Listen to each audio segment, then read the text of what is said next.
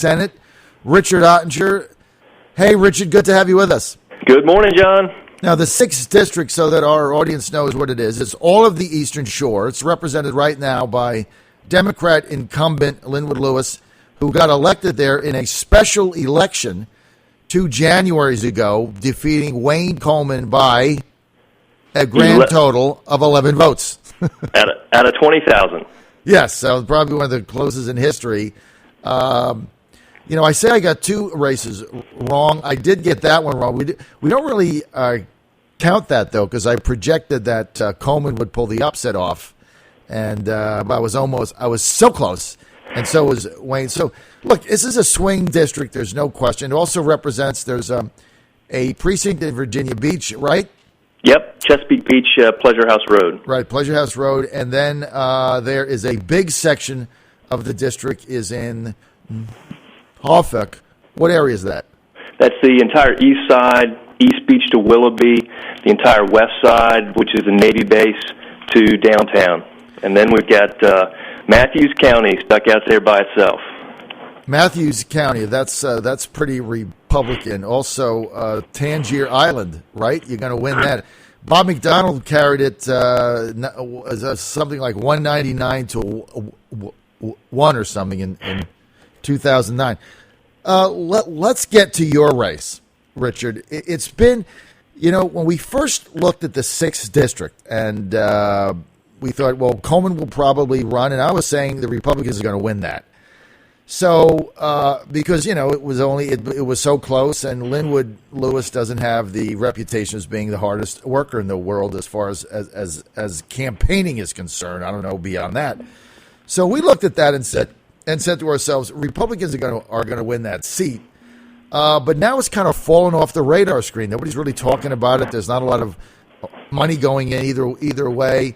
Tell us what the deal is. Well, John, what we've got here is we do have a swing district.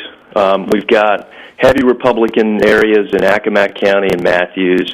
And then we've got Norfolk, which is a mixed bag. And what happened last time was that Lynwood picked up Northampton County pretty heavily, and then he got a fair number of votes on the west side of Norfolk, which is traditionally Democratic. It's different this time. I was born and raised in the west side of Norfolk, so I've got a significant base of support there. So I don't think he wins the west side of Norfolk nearly as much as he did last time. So I think that 11 votes certainly turns into at least 11 the other way, and hopefully a lot more than that. Now, you're going to carry Matthews, obviously, but there's not big enough numbers there. One of the things that Coleman did very successfully in the special is he did amazingly well on the shore. It's just amazing. In fact, he carried Lynwood Lewis's own home precinct. For whatever reason, Wayne Coleman played out there. Are you getting the same kind of a reception that he did? I am. I'm following his playbook to a T. And on the shore, it's all about meeting people face to face. It's networks of folks. It's not flashy ads or things like that, mailers. It is meeting people on their doorsteps at small meet and greets. It's all about grassroots. The other thing that you got to keep in mind is one of the reasons that Wayne was so successful on the shore is because the shore knows Lynwood Lewis, and they know that he's ineffective and not a strong leader. So they were just sort of tired of him. So when you're out meeting people right now, Richard, on the shore, what are they saying? What's the reaction when you go into homes? It's actually pretty good. I got to be frank with you. Their number one issues are federal issues. There's so much attention now on the race for president that's what's on their minds. They want to talk about Donald Trump and Hillary Clinton. But ultimately, what's on their minds when you drill down is jobs and the economy and education. It's the real kitchen table issues that are really on their minds. Get to Trump, Hillary. You're not going to do it. That's what people want to talk about. I get that. It's all over the news. What's some of the feedback you're getting from people on the shore? Well, John, I got to tell you, people love him or hate him on Donald Trump. They're drawn to him because he is a fighter. It's not necessarily because of ideology or he's saying the right things. It's more about how he's saying it. People are fed up. People fed up with Washington, People are fed up with the Washingtonification of Richmond, if that's a word, and they just want somebody to go up and clean house and be their voice. That's what they're looking for, and that's why they're grabbing onto Trump in so many numbers. Wow, interesting. We were talking about this a little bit yesterday in studio, getting back from the Trump event at the Richmond International Raceway, which I was telling a few people, you really have to be at one of these to understand the movement that's going on. And I'm wondering if that level of enthusiasm for people coming out to see a presidential candidate that's not even the nominee 6 months before the primary, right, which is in March, is that going to translate to November? And something is telling me, Richard, there's something going on. And I don't think these people are going to wait until March. I think they're going to turn out in November. And I don't think it's good news for the Democrats. We saw the enthusiasm gap in the Washington Center poll that came out. And it's an eye-opener. 13%, the Republicans have the edge. They're more inspired to come out. You can't make this stuff up. Could that translate into the 6th district? I think it can. I mean, the people that I talk to all across the district are tired of Obama and his policies. It hasn't worked. They realize that now, and they're ready for real significant change. And again, that's what Trump is bringing now. I'm not sure he sustains it. As you just mentioned a few minutes ago, once people start digging down into policies, I think they start having some second thoughts. But for the time being, he's really tapped into something that I think is going to carry forward me in November. I want to get to some policy. Let's get to Terry McAuliffe, Richard, yesterday putting out a litany, a cornucopia of executive orders on gun control, basically. The centerpiece of it being making public places in Virginia gun-free zones. What did you make of the whole thing? John, this is typical Obama-style politics. It is executive fiat. He's going around the legislature, who are truly the people's representatives in Richmond, to institute policies that he and Obama want. It is absolutely the wrong way to go. It is divisive. He came in on this wave of he's going to reach across the aisle. He's going to work with the legislature. He's going to work with the Republicans. And this is I don't know how many times he's done it, where this is the exact opposite. He's poking the legislature, poking the Republicans right in the eye, doing what he wants. We saw it with the Supreme Court justice nomination. He goes around all of the policies, all of the ways that, all the checks and balances in the system to do what he wants, and it is not the way to go. We've got to stop him. Richard, if you were in the state Senate, what would come January 2016, brand new session? Obviously, if you win, there's no question the Republicans are going to be in control. So what would you do differently?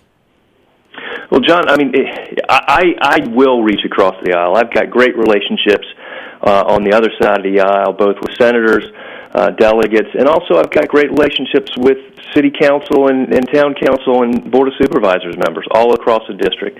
So that's what I bring to it. Open ear, open mind, but a stiff spine. I'm going to get up and fight for the people of the 6th, no matter what the issues are. So give me something specific that Richard Ottinger wants to see change that's happening now.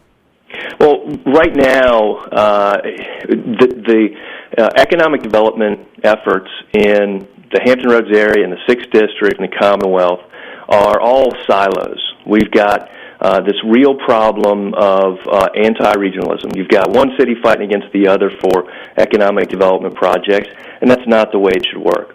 They should be working together to bring in business opportunities from outside the region, outside the country, and they're just not doing it. So that's one thing that I would push strongly, because we have got to have a real Plan B, because as we all know, Department of Defense dollars are going to be shrinking. They're shrinking now, and they're never coming back. So we've got to develop a Plan B to diversify the economy here. State Senate, District 6, that'll be decided November 3rd. He's taking on incumbent landslide Lynwood Lewis, who won by there got the seat by winning by all of 11 votes.